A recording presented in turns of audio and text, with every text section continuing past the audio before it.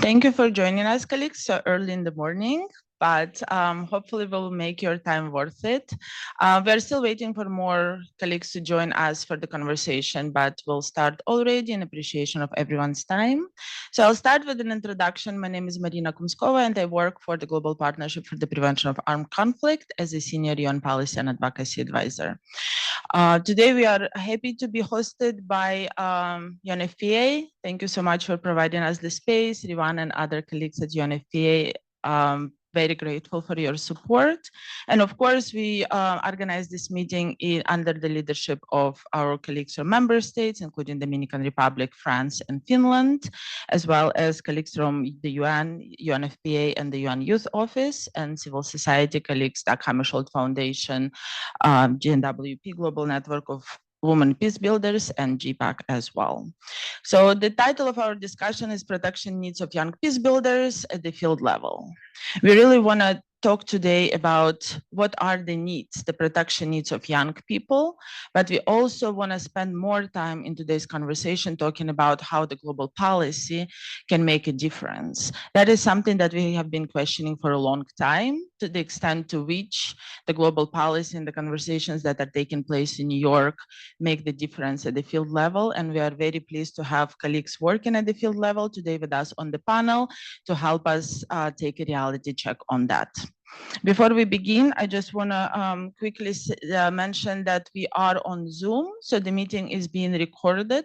Unfortunately, colleagues who are joining us on Zoom won't be able to participate in the discussion, but we do hope that the recording of the video will be available and be a starting point for continuing the conversation of today. All right, and with that being said, I'll pass the floor to our colleagues who will open us today in the conversation. So our first colleague is Her Excellency Ms. Joan Sedano, Deputy Permanent Representative from the Permanent Mission of the Dominican Republic. We are very grateful for the Dominican Republic's support since the establishment of the YPS agenda, and we hope that we'll continue this discussion. Thank you.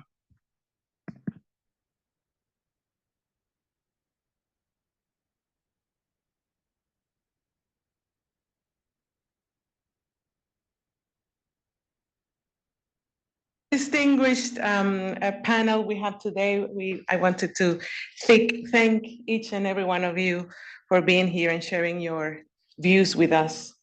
So welcome to this event. I have a few notes. The protection of civilians in conflict continues to be one of the main pillars of our responsibilities as member states in times of war, but also at peace. That is why this side event on the protection needs of young peace builders at the field level, global policy considerations, comes timely as we strive to address how young people can be better empowered to fulfill their roles in peace building. Young peace builders are indispensable agents of change, bringing innovative approaches and grassroots activism to promote peace and stability in conflict-affected contexts. Their contributions are vital for creating lasting peace, but they often face significant risks of violence, intimidation, and lack of support and protection. Despite being critical responders in conflict-affected settings, young people are often overlooked from the protection of civilians agenda. Why? Very often, we see youth in crisis as victims, or even as part of the violence or the conflict. The aim of this event is by no means to stretch this stereotype, but rather, we are driven by the fact that they require special attention, special protection measures to ensure their safety and well-being, both at the immediate aftermath of conflict and over the long term. We will explore how essential it is to implement policy commitments that recognize and support the role of young peace builders, as outlined already in the YPS agenda and other international human rights instruments. UN Security Resolution on YPS 50 calls for the protection of young civilians during armed conflicts and emphasizes the need to prevent violence against them, including the recruitment and use in hostilities. In 2020, Security Council Resolution 2535, spearheaded by France and the Dominican Republic, further underscored the necessity of a comprehensive framework to address the immediate protection needs of young people in conflict and post-conflict settings.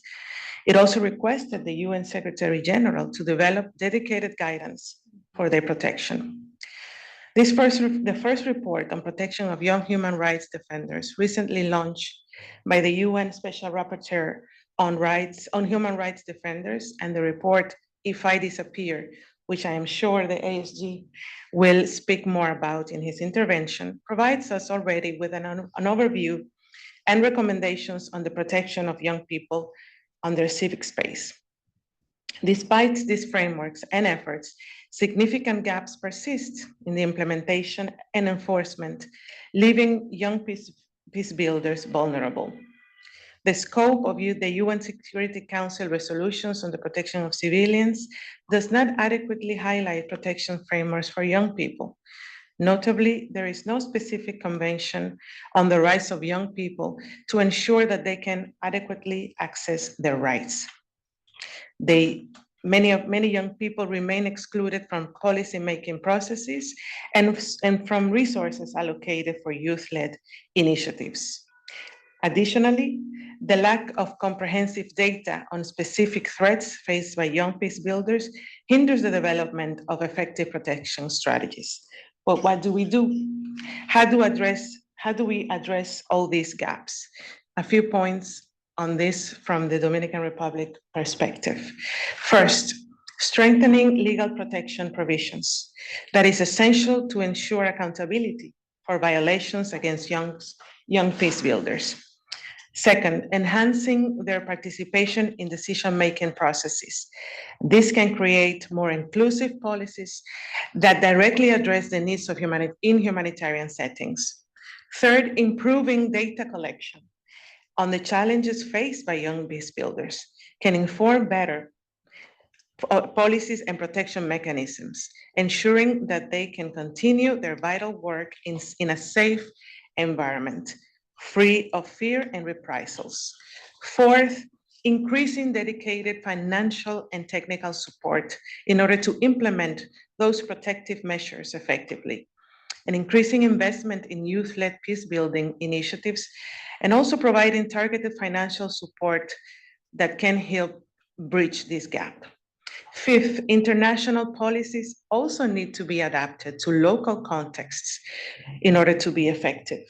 We need to better integrate international frameworks with national and local policies, leading to developing context-specific strategies that can address the unique risks faced by young peace builders in different regions and countries. Six, additionally, young peace builders need the skills and knowledge to navigate the risk they face.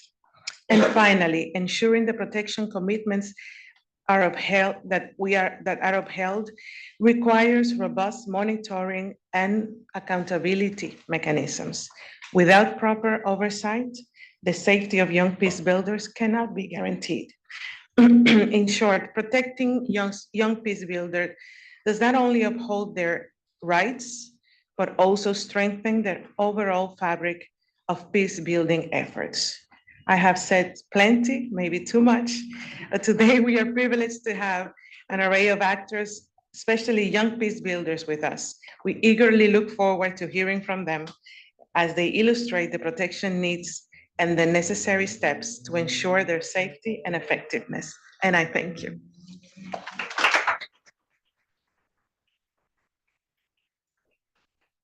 Thank you so much, Ms. Sedano, for your presentation and reminding us that it's even those commitments that do exist at the global level, sometimes we struggle to implement them at the national level, right? So it's about both about expanding the framework, as well it is about making sure that that framework that exists actually implemented at the country level, at the field level. And with that being said, I'm passing the floor to our host, Ian McFarlane, Director of Communications and Strategic Partnership at UNFPA. Ian, over to you. Sorry, again, I'm facing the same challenge of wanting to be central and standing in front of the panel. Thank you, Marina. Hello, everybody. Good morning and welcome to UNFPA. It says, and I'm going to say it, but I kind of want to find a balance between saying excellencies. It's wonderful to have excellencies here. Many distinguished guests, panelists, ladies and gentlemen, but also young people, young peace workers. The whole range of partners are here or online, and it's wonderful to welcome you here into UNFPA for this really important conversation. Thank you, Excellency Terano from the Dominican Republic, Joan, for such a comprehensive overview of what we have in place and what the gaps are that we need to address. Thank you also for the other people who are part of the whole week thinking about protection of civilians and what we need to do, particularly for young peace builders. My executive director, Natalia Kanem, systematically begins her official statements now with a greeting in peace. And I just find that such a simple and powerful way of centering our attention in many different kinds of meetings.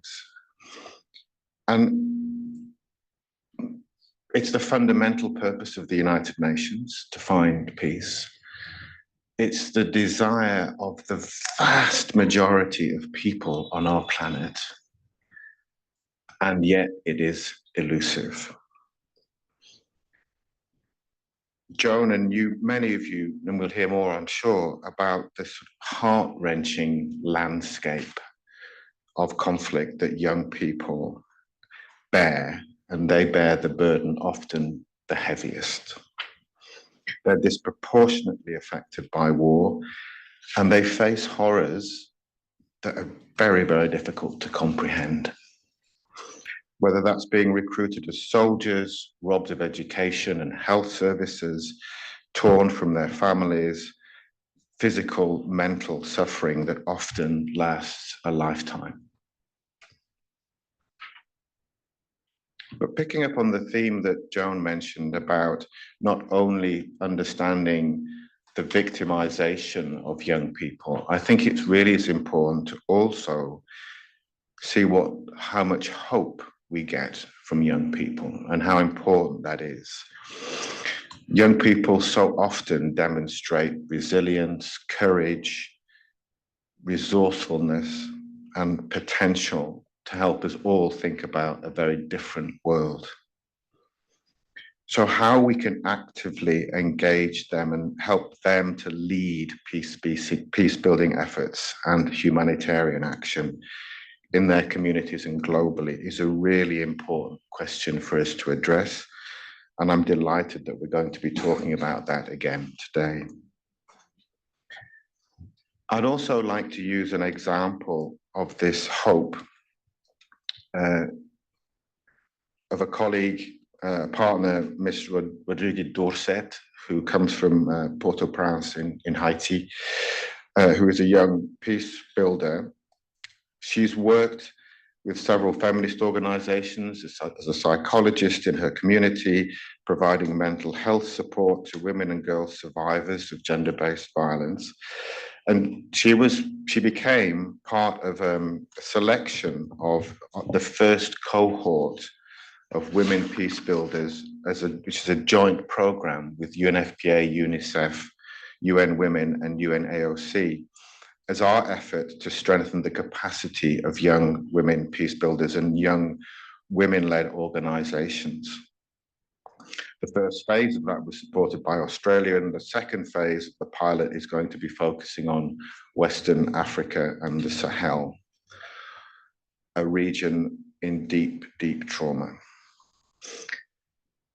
The civic space for this kind of action is also shrinking, and it hampers the meaningful engagement of young peace builders and humanitarians in conflict zones. So we have to think, as Joan has exhorted us to do, the protection of those people in those zones so that they can continue, like Rodini, ensuring that they indeed are protected appropriately. We have the framework, as Joan has comprehensively outlined. We have the resolutions, a series of 3 of them, and we have to update them. We have to fill the gaps. Thank you very much for very clear actions that we can all discuss and take forward.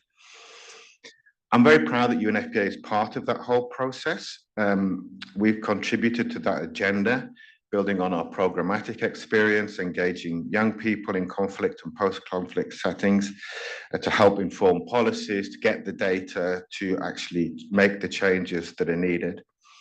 And we're also involved in providing protection services, most notably by delivering mitigation, prevention, and response to gender-based violence within the humanitarian framework, the humanitarian architecture as the coordinator on GBV in the humanitarian system.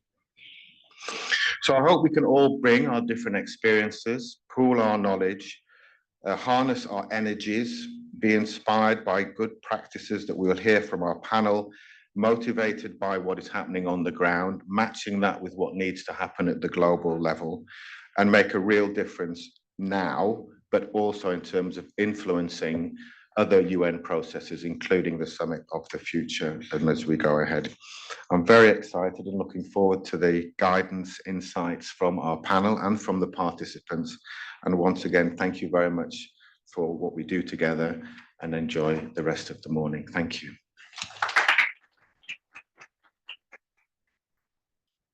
Thank you, Ian, and thank you for opening panel, for your points. I think there is a lot for us to unpack, as Ian said.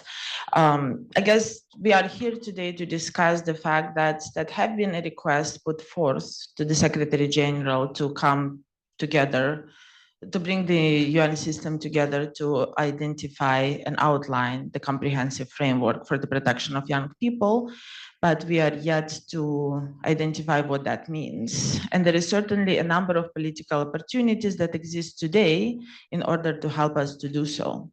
And our colleagues providing opening remarks have outlined both the good practices from which we can take experiences from, as well as the gaps that we are yet to address.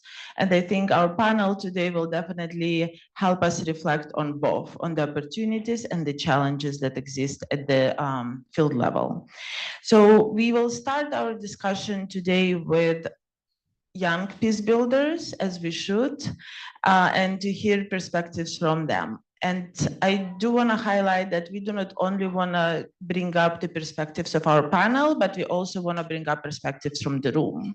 So if you are working at the local level, I highly encourage you to also follow our panelists to highlight a few remarks on your own, your perspectives, your needs as well. But the first part of the conversation will only be focusing on outlining the protection needs.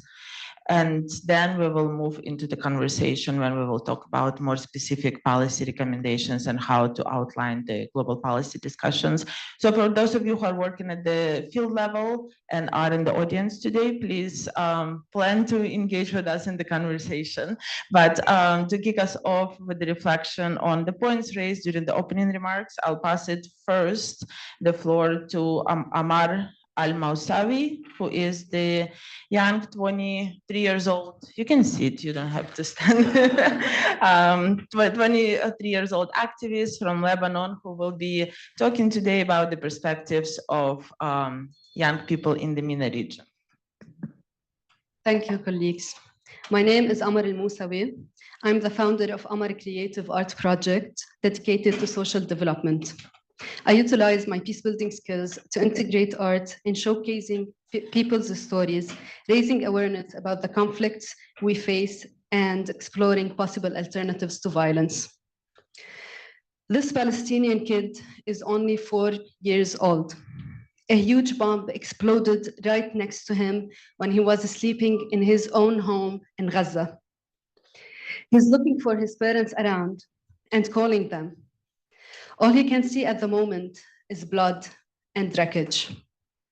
This kid is a member of the local community, which is enduring war for years. He is also a prospective young peace builder. In the future, he will become one of the experts who know the solutions to protection and other needs of people, because he is one of these people. Will he be able to do that with the current protection policies and the pace in which these policies are implemented? In fact, as young peace builders in Gaza, part of Lebanon, Syria, Yemen, and other countries in the Middle East doing the work in war-affected areas, our hope is to die instantly from attacks.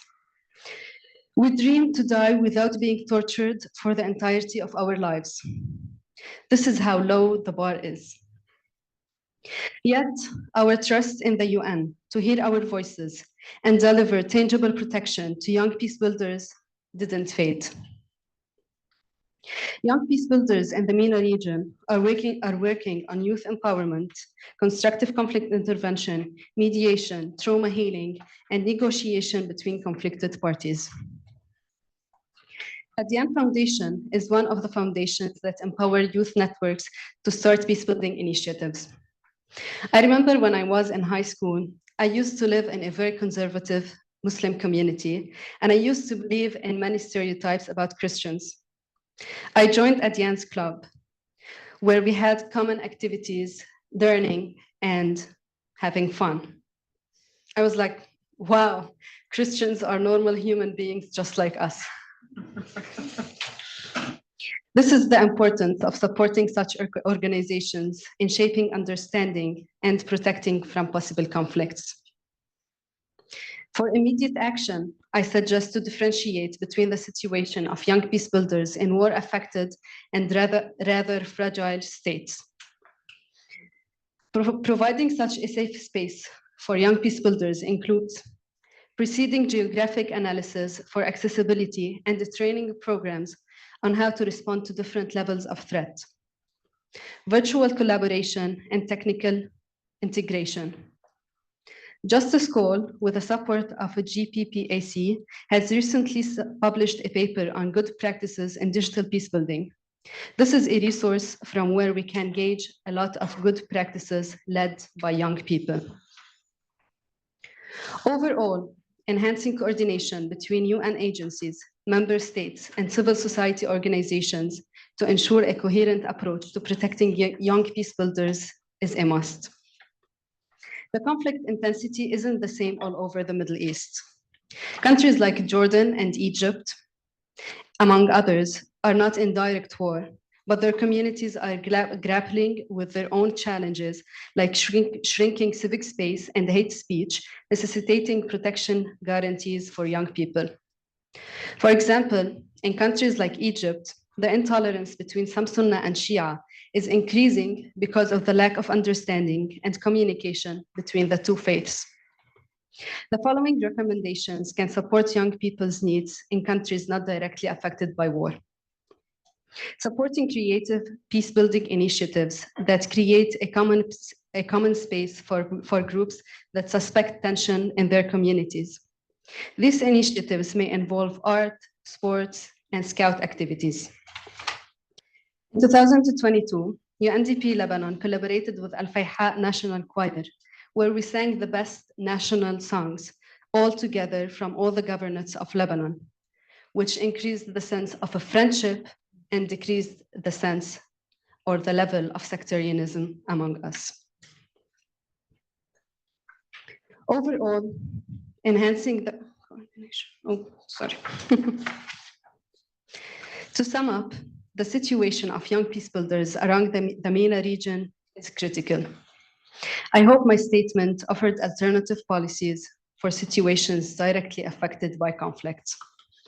As a final word, José Borrell, who is a high representative of the European Union for Foreign Affairs and Security Policy, said, "There is a little bit of contradiction to continue saying, there are too many people being killed. Please take care of people. Please don't kill so many. Stop saying please and do something." Thank you.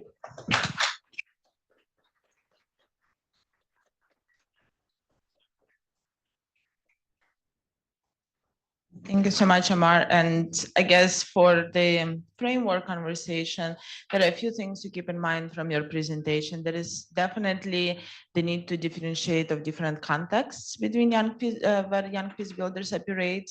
Some of them operate in conflict settings, some of them operate in fragile contexts, and both of them bear different degree of protection threats, and different means are certainly required. Thank you for unpacking what safe space means, because I feel like at the UN, we speak a lot about what safe space is, but we do not necessarily able to picture what that is. So thank you for inspiring us, and also the importance of tangible and intangible support, right? When we talk about the financing for youth peace and security agenda, we always talk about programming and things that we can measure and we can count and we can see impact, but we do not always see impact of art or conversation or communication, but that doesn't mean that it doesn't make a huge difference for the lives of young people. And with that being said, I'm very excited to welcome Susie William as well for the conversation.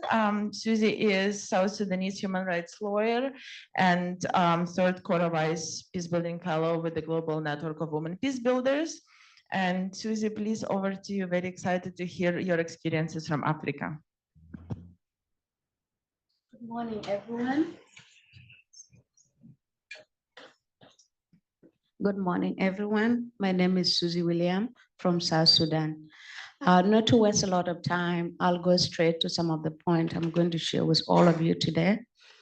As the world experiences a growing number of war, violent conflict, and extremisms, young people are increasingly stepping up as advocates for peace, human rights, and nonviolent conflict resolutions. In recent years, there has been a growing recognition of the critical roles of young peace builders in promoting peace and security around the world. This effort contributed to various youth-led initiatives. For example, Youth Peace and Security Coalition comprised of youth-led, youth-serving peace-building organizations and youth peace ambassadors. This group are promoting the youth peace and security agenda in the DRC, Kenya, and Uganda by popularizing the youth peace and security, advocating for the formulation and the implementation of youth peace and security national action plan, and leading intergenerational dialogue to contribute to conflict resolution process. The Global Network of Women Peace Builders, Young Women Leaders for Peace, are active in the DRC, leading effort in localizing the women peace and security agenda through national action plan. The young South Sudanese women in the refugee camps in northern and western Uganda are actively raising awareness of peace among the refugees and post-conflict reconstructions that include the conflict-related sexual violence, aware preventions, and victims and survivors recovery. At the same time, young peace builders are facing significant risk in conflict-affected countries. They are extremely vulnerable to physical violence, intimidation, harassment. For example, as a result of a the war happening in Sudan, Ethiopia, and South Sudan, the previous war in South Sudan and Ethiopia, and the ongoing conflict in Sudan have created a general state of fragility as a result of shrinking civic space, subjecting the life of young peace builders to considerable danger. On the Uganda-DRC border, a sporadic violent and extremist attack from the Allied Democratic Forces, that is the DRC rebel group, have resulted in the death of over 40 students in Mopongo districts. The militant groups seek to curtail young people's education to recruit and radicalize them into a violent extremists. In Kenya, distrust in youth-led peace initiatives is hampering effort to promote peace in these communities, where gathering of young people is usually considered a threat to peace and security. That's the national peace and security of Kenya. Clearly, there is a need for global policy consideration to prioritize the protection of young peace builders across the world, and these examples I gave signify the importance. The United Nations and its member states bear the primary responsibility to address the protection needs of young peace builders, including comprehensive and coordinated approach at the global policy level. The United Nations, international NGOs, and multilateral organizations should create a holistic approach to protection of young people through youth-focused policies and guidelines, and prioritize programs that focus on capacity building and training, tailoring them to the most specific need of young peace builders. These include providing skills in conflict resolutions, advocacy, and trauma management. A holistic and coordinated approach will require a multi-stakes coordination between international organizations, government, and civil society, and local communities as well. The fund should be allocated for protection measures to minimize the level of risk associated with the work of young peace builders and their immediate evacuation in an event of life-threatening situation. Beyond a specific program, young peace builders should be able to allocate some of the funding to their protection need. This will prevent young peace builders from losing their life and remain detained. As we know, most young peace builders are under the detention of countries. The United Nations colleagues, specifically those based at the country level, should advocate for the inclusion of specific protection for young peace builders in national and international legal framework, safeguarding the right to freedom of expression and assembly. A robust monitoring and reporting mechanism should be established. These are some of the recommendations. Established to document incidents of violence and harassment against young peace builders, holding perpetrators accountable and ensuring justice for victims. We need to recognize the lack of youth-focused research. Member states and the United Nations should commission research and data collection on the experience and need of the young peace builders to inform evidence-based policymaking and resource allocation at the global and national level. Member states and the United Nations similarly must empower young peace builders to advocate for their rights and protection through advocacy, campaign, awareness raising activities, and engaging with policymakers and other stakeholders. We cannot understand the value of intergenerational dialogue. The United Nations partners should create a platform to bring together young peace builders and experienced mentors who can provide guidance and emotional support to mentor the young peace builders from the ground, from the field level. To navigate a complex political landscape and managing personal safety. To conclude, I would love to say that the world is missing an opportunity for sustainable peace if young people are not included. Thank you.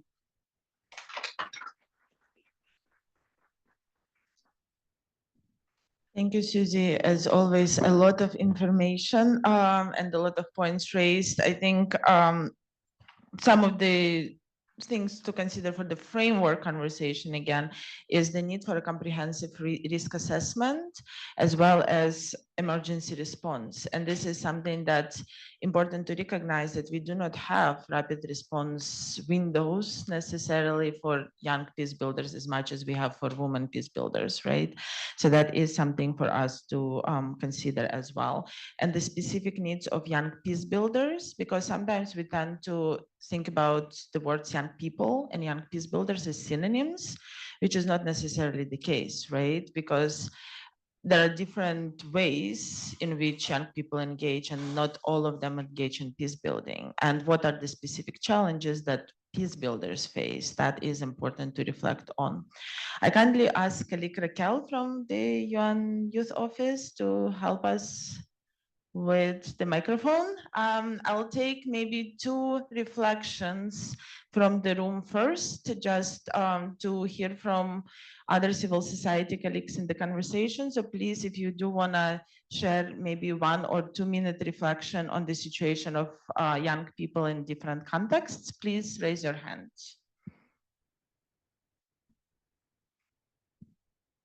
I'll take 1 and 2. And that would be it.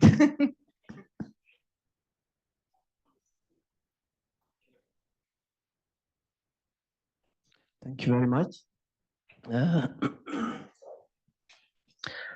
My name is Masoud and I come from Ethiopia. I work for the consortium of Ethiopian human rights organizations. We are a local democracy, peace building, and human rights organization. So I'm very happy about this session that we are talking about young people, children, but I don't see children here. How long should a person be to get the space? And the very challenge I see in the UN framework is the civic space for children is not there, but they are always suffering from the problem that we, maybe older people, create always. So we had this problem during the war in the north and even in other parts of the country right now. There has been a lot of identity-based attacks in Ethiopia. For instance, there was one 6-year girl who was attacked by other people because of her identity. And she said, please don't kill me, wallahi. I want to be Amhara again. This is what she could say at that point because she has no idea what to do. So how long are we tolerating these problems to continue? And even in the war in the north, a lot of young people were recruited as soldiers. A lot of young people were forced to leave the country. Unfortunately, if you remember the war in Tigray, a lot of young people fled to Sudan. The Sudan crisis started, and they have no way. So where is the space for us, for young people? Where should they live? Unless we seriously consider the resolutions that we put on youth and peace building. My other intervention would be also, oftentimes young people are also affected by misinformation and disinformation. There was a session yesterday. I was very much interested about that. Because these people have that capacity to make fact checking, especially students. And we had a lot of university conflicts by young people because they are always affected by extreme people and they simply join and they don't analyze this. So I think the legal framework, the implementation of these things, and most importantly, what information are we feeding to young people so that they analyze and critically see what helps them. Thank you. And we also had a hand up here.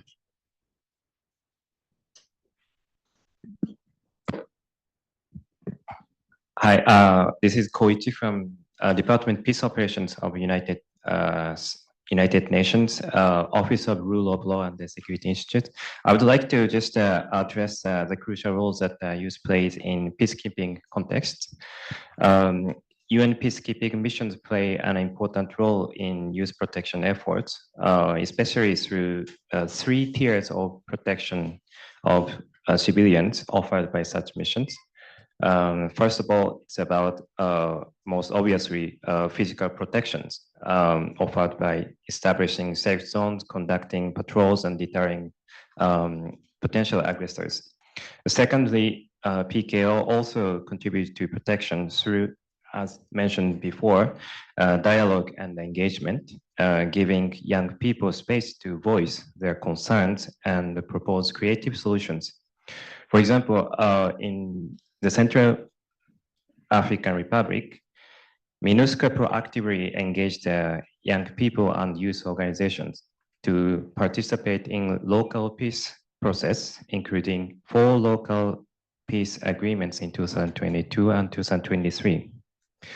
The lastly, third point is that peacekeeping mission contribute to protection of youth peacebuilders is through creating protective environment, including through their support to rule of law institutions.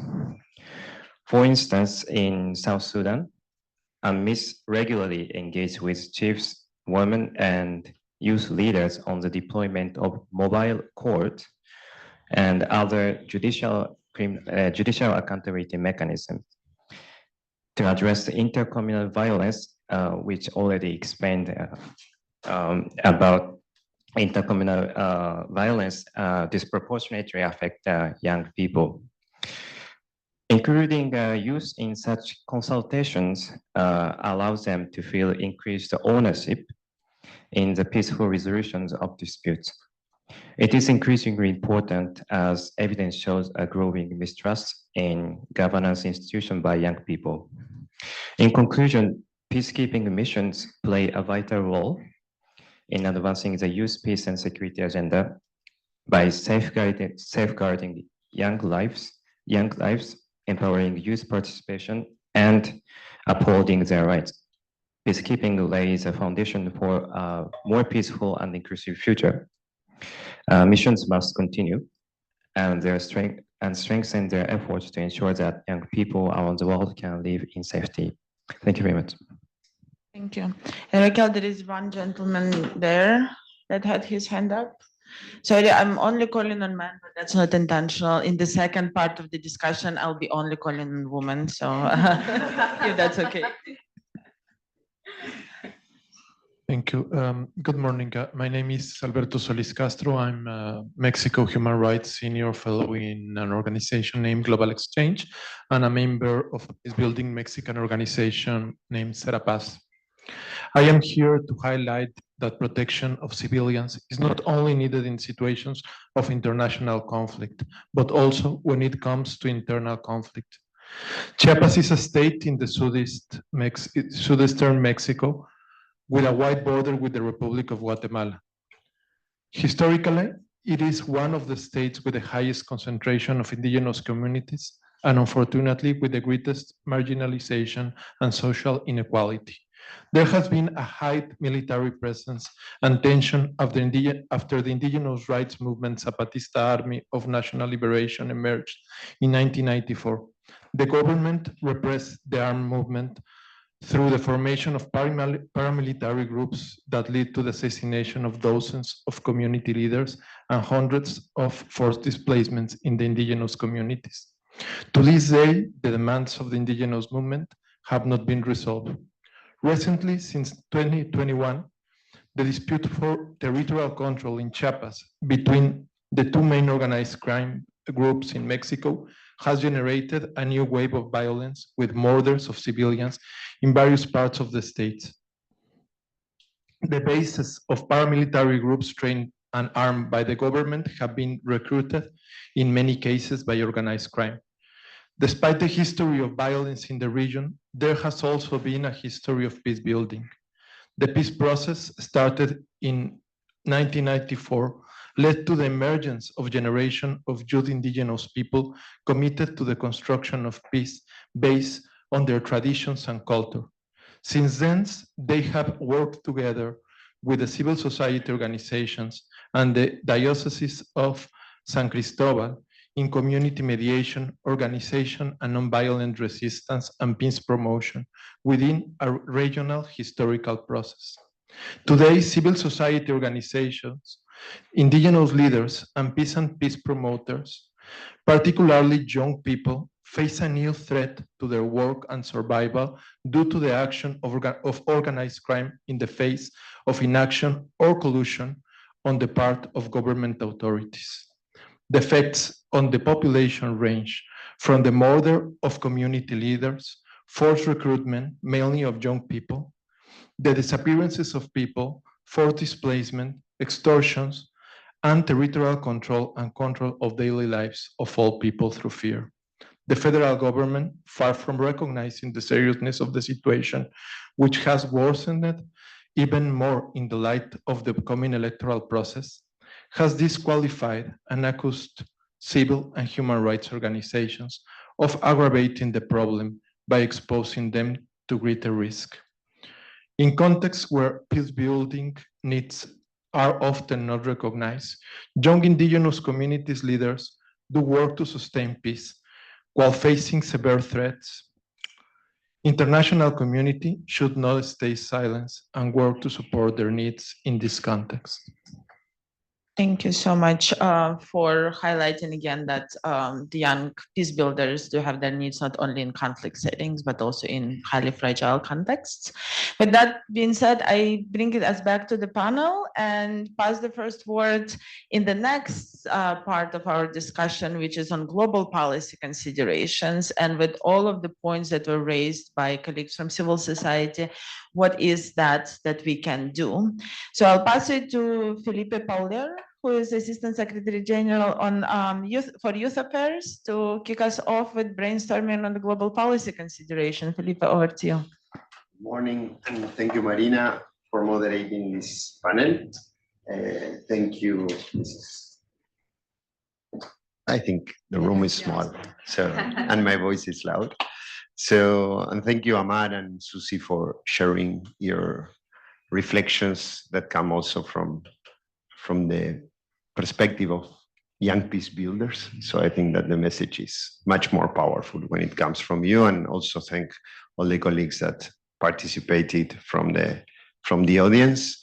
Thank you, UNFPA, for hosting us and for being a strong partner and supporter and promoter of this agenda.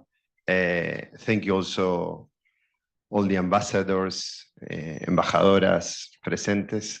Thank you for promoting and being here in this space. And on my case, I will say that I will need to leave 50 minutes before the meeting ends. I don't usually do that, but I'm sorry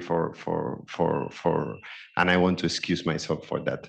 So before we start, so with our team, we thought it was going to be interesting to share a video from a young person that is sending this video message from the future. So let's hear about this peace builder in the future.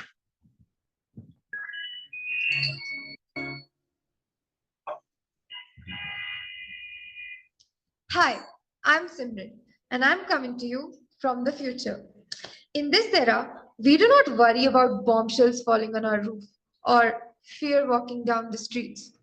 Violence no longer haunts us because young people like you paved the way. Regardless of differences, everyone is valued and included. All voices, colors, and people unite. You reminded us that violence is not a friend we wanted to keep around. This was made possible because governments started to prioritize the protection of young people. By providing rapid protection responses and youth-friendly safe spaces, our physical and mental well-being was ensured. From caregivers to legal advisors, we were provided access to trained professionals. All this ensured that activists, peace builders, and humanitarians no longer had to fear for their lives, regardless of their background. Be it our gender, caste, or religion, we were provided safe spaces to express dissent. These peace builders used what they had to create the world they dreamed of. Together, you can achieve that safe and inclusive world. We are proof that it's possible.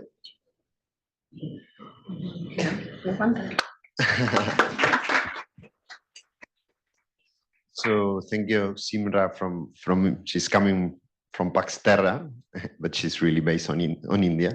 And thank you for sharing this message, because we believe that as we discuss when it's about strengthening the protection of young people in conflict and post-conflict, let us keep in mind this inspiring message from the future, no?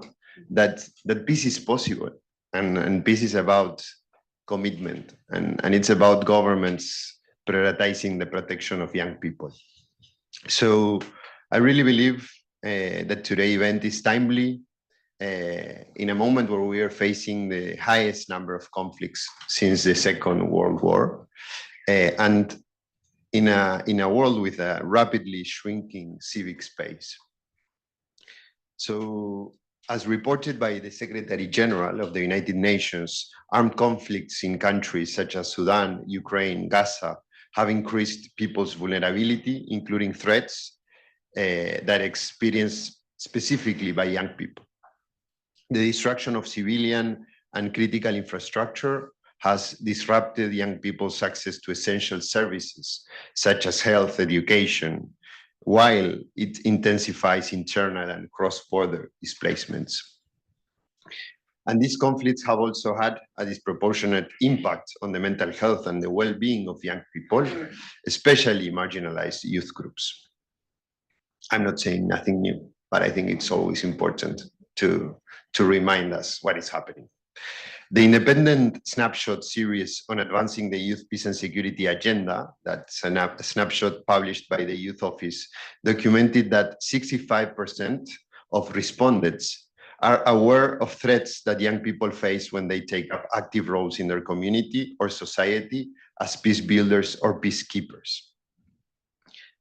However, we have some actions taking place from the ground that are trying to transform the situation.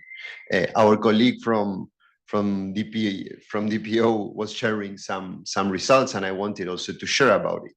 The UN peacekeeping operations are actively enhancing protection measures. MINUSCA in the Central African Republic, for instance, partnered with community alert networks, which include youth leaders, to enhance early warning capabilities and community-based protection. These collaborations is enabling MINUSCA to effectively prevent and to respond to physical violence against civilians. Additionally, youth protection is a key priority in DPO's implementation strategy, such as the Action for Peacekeeping Plus initiative. A youth peace and security indicator has been incorporated into the report framework of the department. In this context, it is essential that the United Nations and its member states further strengthen policies to protect young people, as Ambassador from Dominican Republic was pointing also in her intervention. So currently there is no global protection mechanism offered when emergency funding to address the urgent and the specific protection needs of young people worldwide. Existing mechanisms are often under-resourced, and the lack of accessibility and flexibility to provide timely emergency support to the most marginalized group and marginalized youth is not available.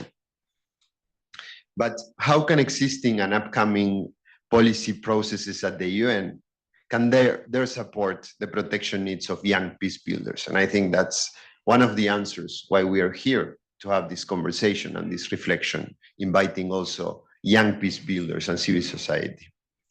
So allow me to share at least 3 recommendations that on our side from the Youth Office, we believe that could help us to answer this question. Firstly, we need to ensure that language on the protection of young people in conflict and post-conflict settings is strongly integrated into ongoing policy processes at the United Nations and at member states. In practice, this means ensuring concrete and specific language elements on youth protection, including in the upcoming Summit of the Future and its outcome documents. And let me also take the opportunity to speak to the member states also here in this room. We strongly believe at the Youth Office that we need to put again the youth peace and security language in Chapter 2 of the Pact of the Future. That's crucial if we want to continue to have momentum on this agenda and continue to have transformations in this impact. Secondly, to echo one of the recommendations in the new Agenda for Peace, we must strengthen the protection of civilians, including young people in conflict zones, with youth-friendly, gender-sensitive, and disability-inclusive mechanisms that prevent, mitigate, and investigate harm to civilians, especially young people.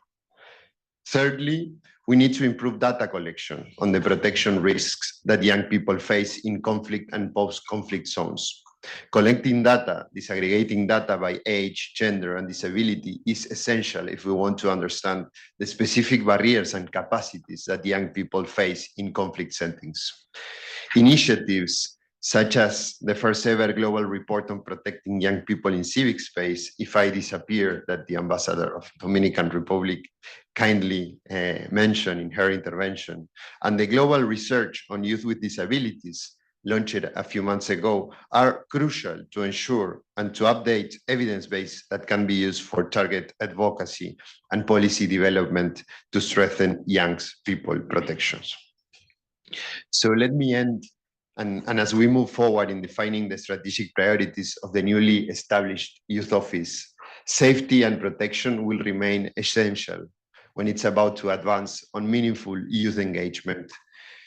And it's our joint responsibility to ensure that current protection mechanisms and policies are youth sensitive, enabling the effective and the secure participation of young people across the world. And let me end reflecting. A few days ago, I was reading a report made in all the regions of the world. It was a report, it's called Youth Talks, and I invite you also to get on it. It's not a report made by our office, but I think it brings interesting information. And when it's about, it was 45,000 young people that respond to this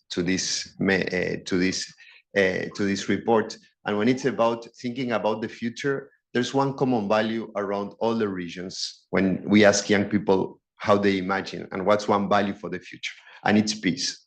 So let's advance really on including, on protecting and creating mechanisms for meaningful youth engagement.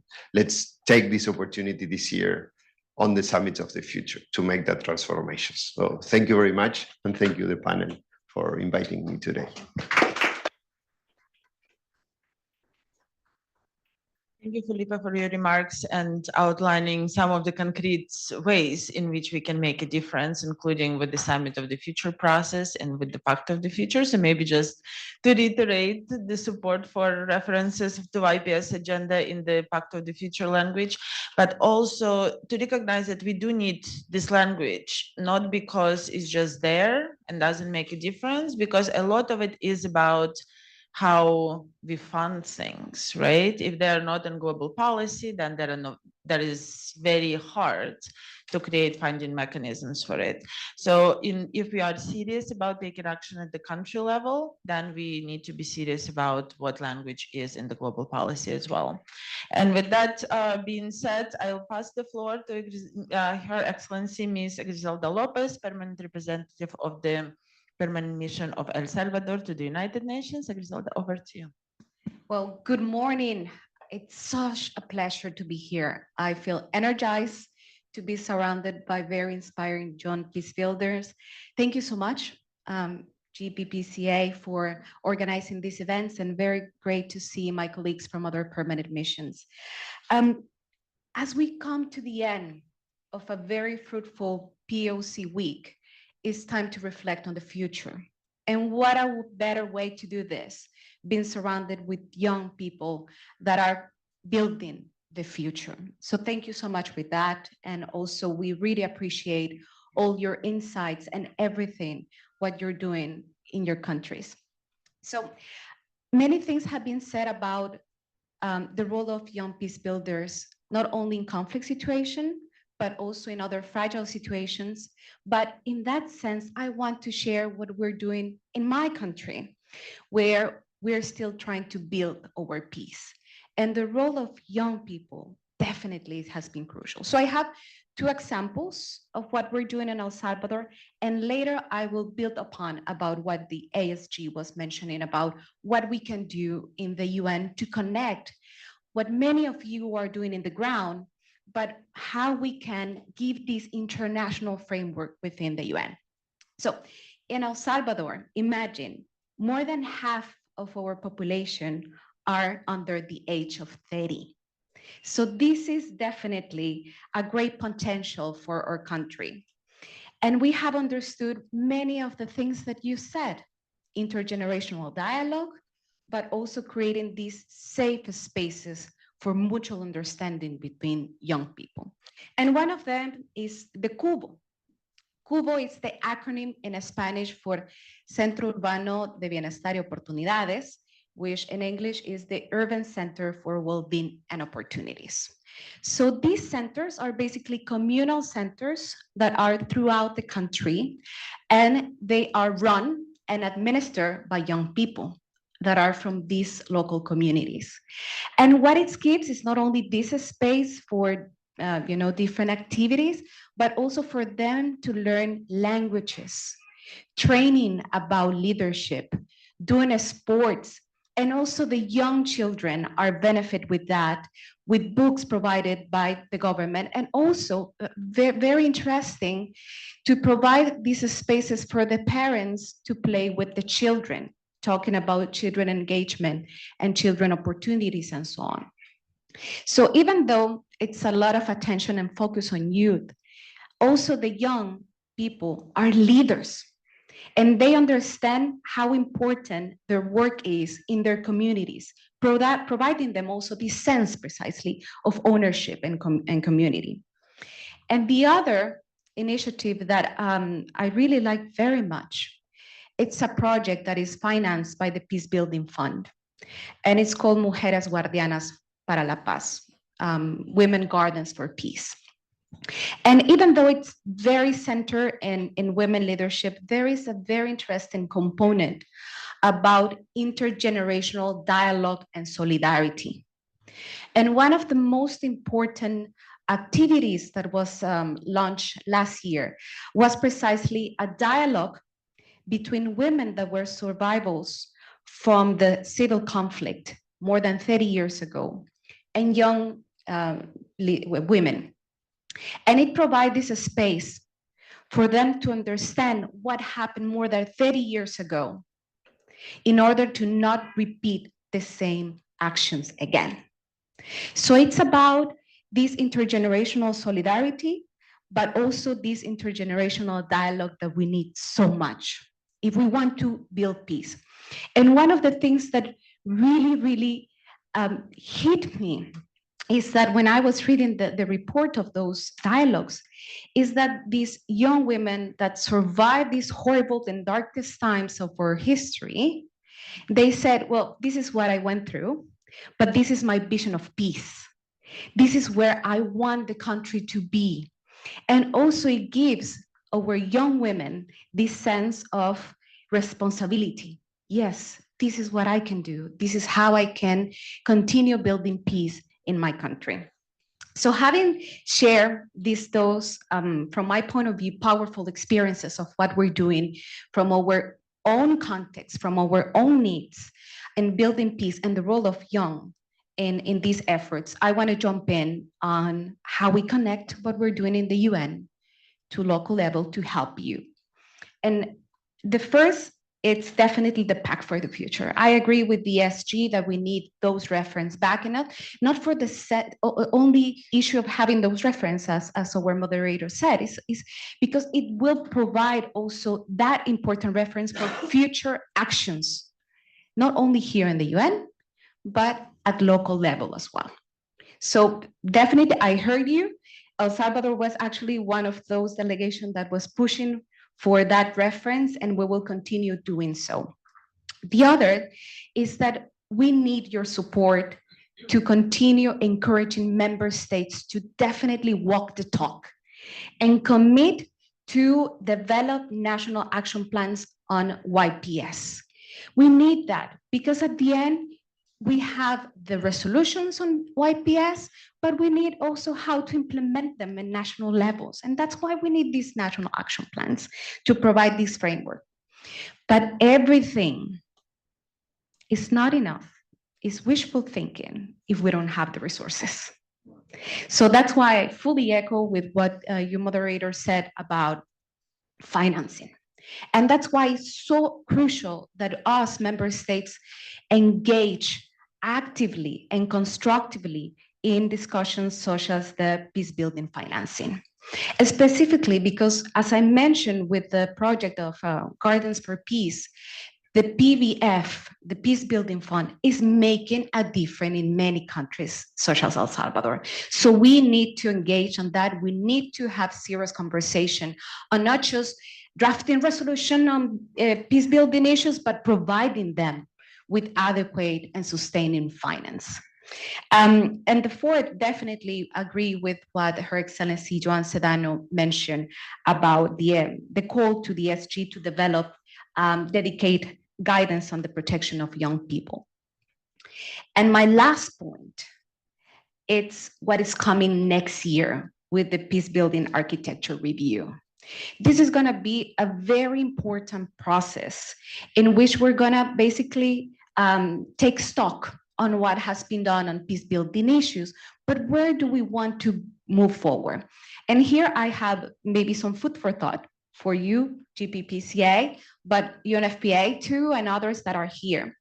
We have seen that spaces should be provided for other stakeholders. And in this sense, we have seen that even though these negotiations are led by member states, there are some opportunities to hear the voices of, in this case, youth-led organizations and other young people, so we can incorporate them in these kind of processes. And that's where I believe there is an opportunity for you to organize different conversations, maybe national or regional dialogues with different actors, specifically with young people, to know what are your needs. So make this future process of the peace building review, architecture review, one of your priorities. Make sure that your needs, that your views, that your vision may be incorporated in this process. So that will be my last recommendation. And just to end, can you tell Simran, the girl that was in the video, that we are working to make that future a reality? So thank you so much.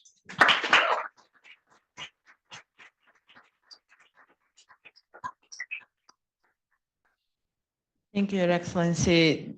A lot of important points. I think just one maybe to reiterate is the co-leadership and co-design with local actors, with your local young people, because I think that's the important part, both in the global policy, but also in all of those initiatives in El Salvador that you mentioned. Now, coming back to the audience, and as I promised, those to only pass words to the women. And thank you, Felipe, for joining us. No problem. I'll pass the floor, if possible, to colleagues indicating interest. So I see Irena from Croatian mission. So Irena, over to you. Thank you very much. So I'm from the Croatian mission, and I was inspired, Ambassador, by your words to take the floor. I actually didn't mean to. But just to say that the architecture that you mentioned, I think, and I hope that you have seen the TORs for it. I'm not, not you, I know you have, but the others, especially our colleagues from civil society, because we really tried very hard to put a lot of engagement by different actors who are not member states. And we do believe that this is very, very important. And the preparation process has already actually started with the letter of the President of the General Assembly. So I think we already actually have, and thank you very much for all those who organized the Hammarskjold and GPPAC, and this side event is also excellent venue to discuss this. But you have a very big opportunity now to influence this process, and it's early enough, so I think it would be really good to do that. The other thing what I wanted to say is that Croatia chaired the Peace Building Commission last year. We are vice chairs this year. And we have also within the context of the Peace Building Commission, we have a YPS strategy. Of course, it's not only what's written on the paper, it's always the implementation. But we are trying to include more young peace builders in the discussions, and not only in the discussions, but to help them from the global level to the local and national and local levels. So I think this is something which is important. The ambassador mentioned the PBF, which even though it's not a very rich fund, it's quite flexible. So I think it's good that it's the application is pretty straightforward and it can be used, and we believe that with more links between the PBC and PBF, we can also try to do more, especially for those youth-led organizations on the ground. So I think there are plenty of opportunity. And just to finish, because I'm sure other people want to take the floor, PACT for the Future, we are very strongly advocating for putting back the IPS there. So hopefully that will happen in the next iteration when it starts next week. Thank you very much, and thank you for organizing this. Thank you so much, Irena, for your points. Maybe I'll take 2 more points, if that 3 more, and that's it. But I kindly encourage colleagues to stay within 1 or 2 minutes max, because we need to also close the discussion soon. Hello, everyone. My name is Agnes Bio. I'm a youth peace and security expert for the Sierra Leone mission to the United Nations Security Council. I believe it is imperative to leverage existing and upcoming policy processes at the UN level to bolster the protection needs for young peace builders. This entails mainstreaming youth perspectives across all relevant UN bodies and initiatives, allocating dedicated resources for youth peace programs, and ensuring meaningful youth participation in decision-making processes. We can strengthen the role of the UN intergovernmental bodies, including the Security Council and peace-building commissions, by advancing the protection needs of young peace builders. This could be achieved through the integration of youth-focused indicators in monitoring and evaluating frameworks, the establishment of youth advisory groups, and the inclusion of youth-specific mandates in relevant resolutions. In addition, informal mechanisms such as the informal expert group on the protection of civilians and the group of champions of youth, peace, and security play a crucial role in strengthening the global protection policies. These platforms facilitate knowledge sharing, peer learning, and advocacy efforts, amplifying youth voices and driving policy innovations.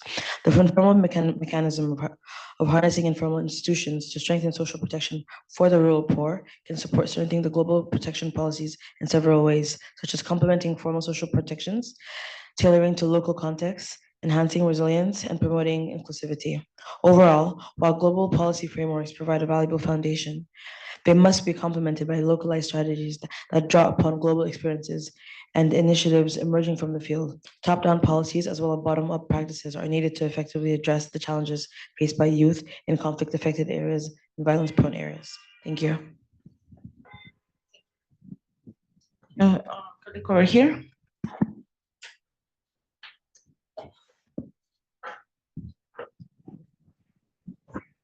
Thank you. My name is Saba. I'm from a Dutch peace NGO called PAX. I would like to first of all congratulate the panel and the organizers. As a person who's not at all a morning person and very critical, you held true to your promise. This was definitely worth it. One of the very few panels I've had where we've actually had the opportunity and the pleasure of hearing directly from young peace builders, and also where member states give very, very tangible outputs and very, very tangible recommendations as opposed to just having buzzwords in their speech. So thank you to everybody for this extremely inspiring session. I would like to take a step back from actual peace to where our colleague from Ethiopia also mentioned a bit about how vulnerabilities have also shifted.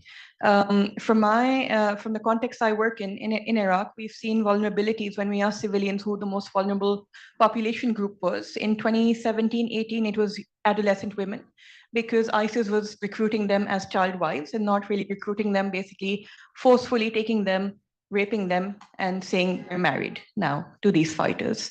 And now we've moved on to the population saying that the most vulnerable group is adolescent men, that because they haven't had education, they don't have skills, and therefore they're at prime age where they're being recruited by militias, because now, you know, they get a bit of power, they get a weapon, and they get a bit of income. So how that shifted. At the same time, we see in detention camps across, where young population from Palestine is being detained, as well as in Syria, in Al-Hol camp, in Iraq, where adolescent men and women, males and females, are being detained by adults.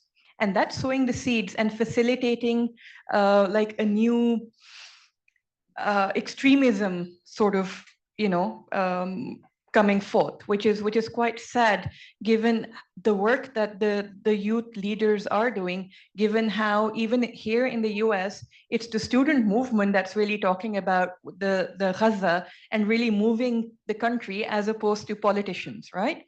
So how can we stop these seeds from being sown for a new form of extremism to sort of take the floor later, I think is also imperative for all of us to think about and to work towards. Thank you very much. Thank you so much. Just checking. Dana, do you want to take the floor? I know you indicated interest before. I'm just calling. Oh, okay. Thank you so much. I just want to congratulate all the panelists and the moderator as well. My name is Haben Tagler. I'm a graduate student at the Harvard University. I was a diplomat and a policy officer at the Commission of Political Affairs, Peace and Security of the African Union. I want to shed light the recent development on the context of African Union. For the last 16 years, the Peace and Security Council of the African Union endorsed for the revision of the policy, which was long-standing for the last 16 years. And the policy was PCRD, or policy, the Post-Conflict Reconstruction and Development Policy. And I was a member of the technical expertise. One of the gaps that we find out during the process of revising the policy was the missing of youth, the role of youth in stabilization and peace building architecture within the African Union. So the policy has been already adopted this year, and among the initially the PCRD has 5 pillars, but after revision we added 1 pillar, which is the youth, and another pillar was the developing smart partnership. Not only like funding from outsiders or from the UN, but within African countries with the initiative, namely African Solidarity Initiative. This is one key aspect, which is the African Union with the policy was its ambition to achieve Agenda 2063. That we call it as a progress that has been made. Another aspect that I want to state out today is the current commissioner of the Political Affairs, Peace and Security, after the adoption of this new policy, has appointed 7 countries, highlighting they prioritize for key to intervene: Ethiopia, the Lake Chad countries, Comoros has been among the appointed 8 countries. So basically with Ethiopia, I was in the meeting with the former Minister of Peace during the meeting, and we made an intervention in, we can say, alongside the peace agreement of the Pretoria. So there was a technical support to some functionalities with the ongoing on SSR and deployment of policies. So this is the point that I want to intervene. Thank you so much. Thank you so much. And with apologies to other colleagues who wanted to join the discussion, I think there is some space that UNFPA allows us for networking after we close formally the discussion. But I suggest that you keep sharing the thoughts as we have a little bit of time to network after this. But I would like to now invite our colleagues who will be delivering the closing remarks into the conversation. And the first colleague would be Ms. Dayara Daim-Labil, head of the Human Rights and Humanitarian Affairs from the Permanent Mission of France, to help us close the conversation. Thank you. Merci beaucoup et bonjour. I thought that I would be the last, so I was still really enjoying listening everyone around. This is really inspiring, I have to say. So really allow me first to thank you and express my gratitude to all of you. And as the others, I don't like to give you my back, but this is the setting. Your contribution were really, really valuable, and I was really happy, as said by someone, to have you here, because we are talking a lot about peace building, young peace builder, but having them here and listening to them is really, I think, crucial. We know that there are a lot of upcoming political opportunity to enhance the protection needs of young peace builder, and protection came around a lot, talking about safe place, protecting the young peace builders. And we need to really seize those opportunities. I've heard about the Summit of the Future.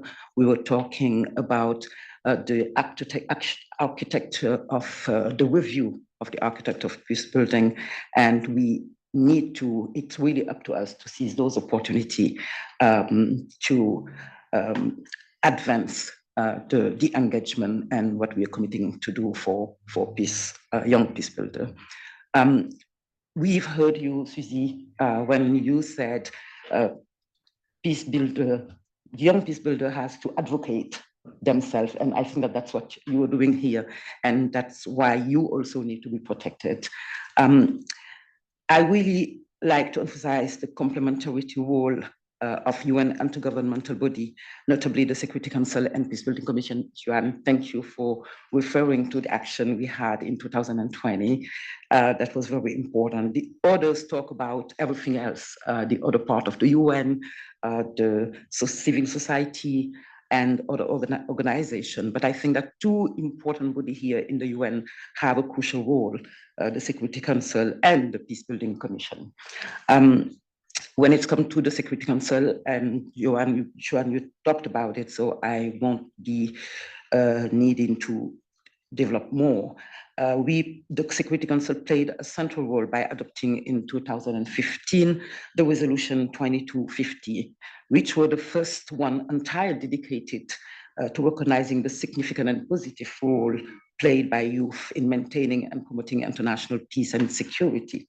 And then after that came the resolution 2419 and the resolution 2535, the one we are very proud of, that further strengthened this agenda by calling for greater youth representation in the negotiation and implementing of peace agreement.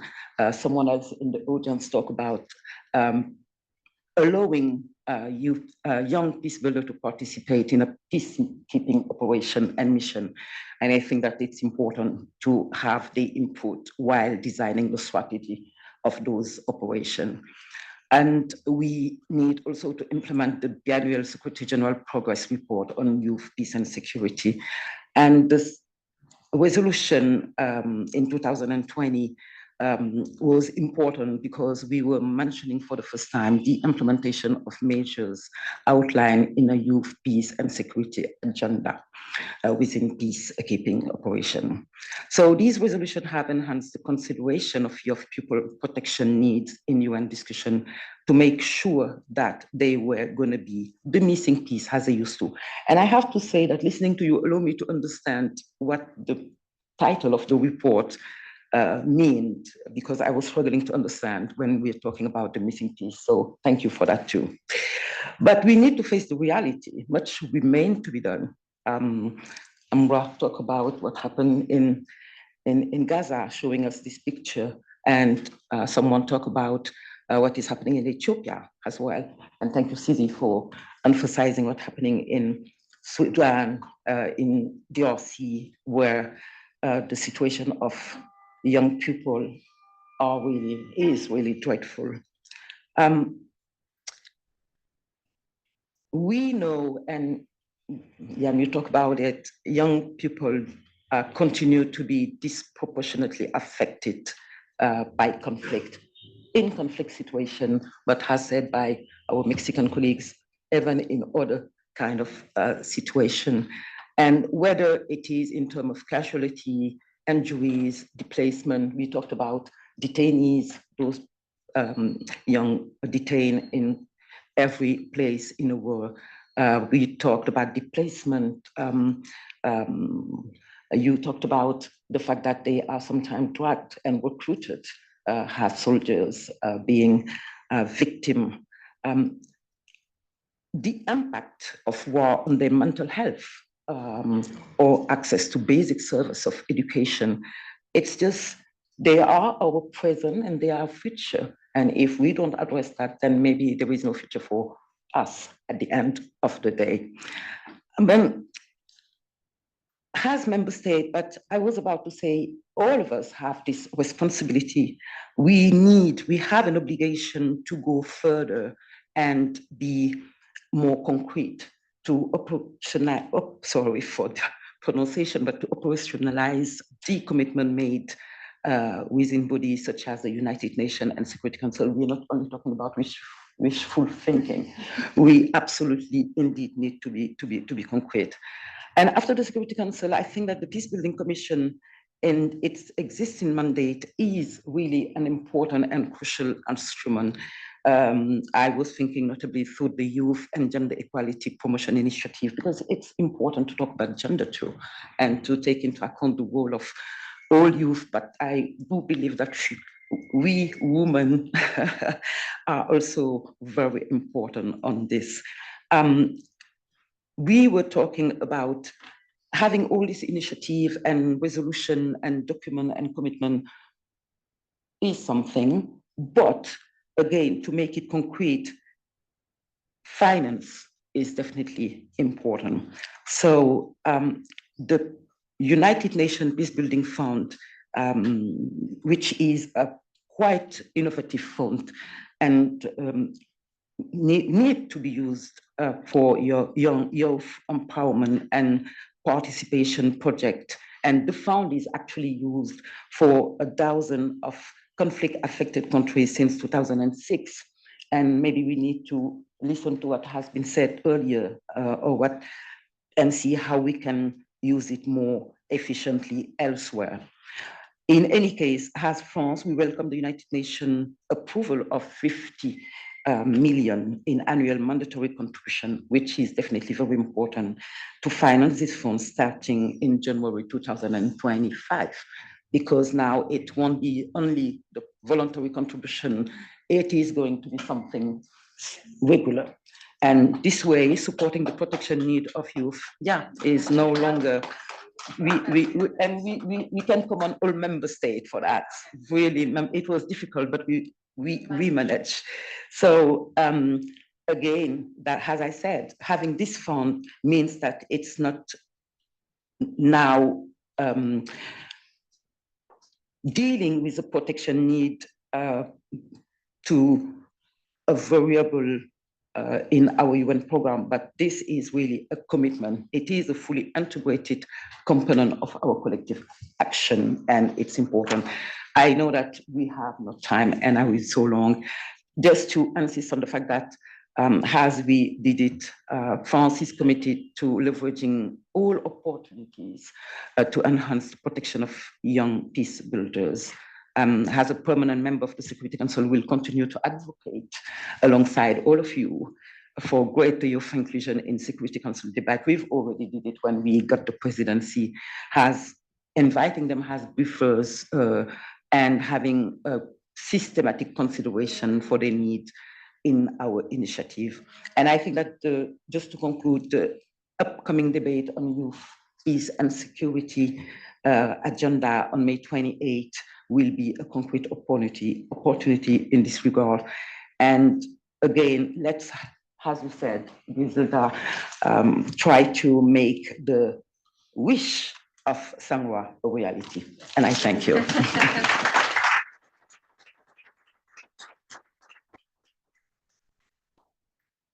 We indeed discussed quite a bit. As we conclude, the reflection was certainly overwhelming. But to formally close our discussion today, it is my pleasure to invite His Excellency Mr. Lauri Voyoma, Deputy Permanent Representative of the Mission of Finland. Thank you. Well, I don't know about the excellency thing. Let's say I'm a young excellency, or I'd like to be still. Thank you for all the speakers and panelists today. I'm especially pleased to see young peace builders present. And I do admit that the setting format is a little bit challenging to be sort of turn my back to you, whereas I should very much like to bring you the country to have you center stage.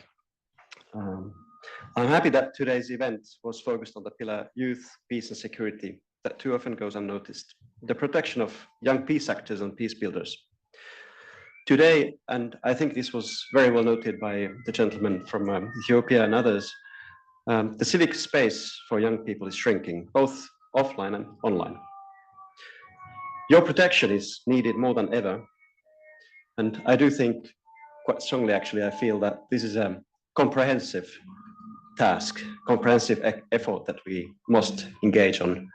And this is where the whole UN system needs to pull together. And I want to thank, frankly, the UNFPA for also in this regard for being active on the topic. We do need to approach this through education, other means, gender equality, when we think about how to protect young people in crisis, amidst war. And I was actually quite positively struck that the case of Al-Hol was mentioned, as it is. I know it is a very different situation, a very different crisis in comparison to wars and other crises around the world. But actually, Finland was among the countries that managed to save the children from the Al-Hol camp at a very early stage. And it is also a case to the point to what I said earlier about a comprehensive approach. I was somewhat involved in the operation and back then. And I remember we identified the serious risk of the new kind of extremism brought about by the situation there. And we established a task force with the Ministry of Education, awaiting the actual operation to go and reach out for the children and make sure that they get services, educative services against the sort of risk of extremism that they needed. So yes, I do admit that the wars and crises are very different. Lebanon is very, very, very different. How to protect the young peace actors and peace builders and young people as a whole. But I think what we need is also the whole UN system to pull together all agencies, and also we need the decision makers, when put in place of responsibilities, to be brave, to be bold. This is where I have to note with great satisfaction, great pleasure, that we have the UN, the SG has the role that he has given to the ASG on the youth envoy. Felipe Polea was here before, and I want to acknowledge also the work done by the Office of the Youth Representative before that. We need this sort of actors who wake up, give a wake-up call to the decision makers, and act also within the system. In this topic, perhaps more than in many others. However, a large share of responsibility of finding practices for protecting young people, including young peace builders, lies within us, the member states. As was referred before, we do need action plans, we need to be systematic across the work across the administrations. And indeed, as you perhaps know, Finland has a national action plan on the implementation of the UPS agenda. It is a concrete example of this work. Protection is one of the priority areas of the action plan, together with other 4 pillars of the UN Security Council Resolution 2250. Supporting human rights defenders is a key part of our foreign policy, and it is center stage in what we do actually in Geneva as a member currently of the UN Human Rights Council. I think today's discussion is yet again a powerful call for the need to exchange experiences, and this is what the panelists have been doing, what you've been doing from across the world. You've given good examples and insights and recommendations that must be taken seriously. And for this, we need platforms. We need a platform, at least here in New York. We are doing our part with the, notably with the Hashemite Kingdom of Jordan. Finland is about to revitalize the group of champions of the UPS. I sincerely hope that this group will be one tool, one opportunity to provide a platform to gather active member states to share experiences, lessons learned, and good practices. To conclude, let me raise one thing, and this was for a very good reason taken up by many of my colleagues who are busy right now, like I am, like my colleagues are negotiating the Pact of the Future. It is a Summit of the Future in September, and the Pact itself that will be the sort of picture and hopefully give a push forward on a number of important topics on which we are working. And yes, Finland fully agrees that UPS needs to be adequately, strongly reflected in the Pact itself.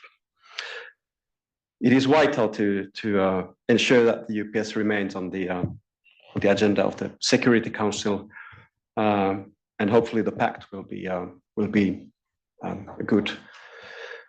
give a good push forward in this regard. I do agree as a diplomat now that we do need sometimes these agreed languages and these texts. They might sound a little bit dull to the outside world, but yes, it is about something very concrete. We need financing, the agreed language, make sure that, be it on youth, peace, security, or other important issues, it does make sure that we won't be taking steps back.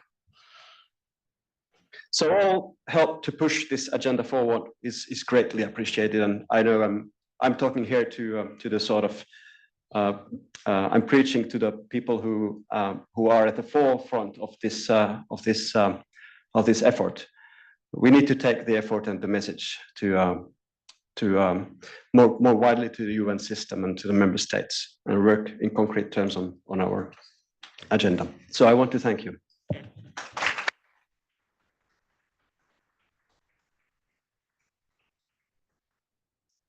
Thank you so much for an inspirational closing, and just to thank UNFPA for hosting us again, and to all of the co-sponsors for organizing this discussion, as well as to each one of you for being here. Again, encouraging all of you not to leave immediately, but stay a little bit for the conversation, and we'll be in touch with the summary note and hopefully continuing the conversation moving forward. Thank you, everyone.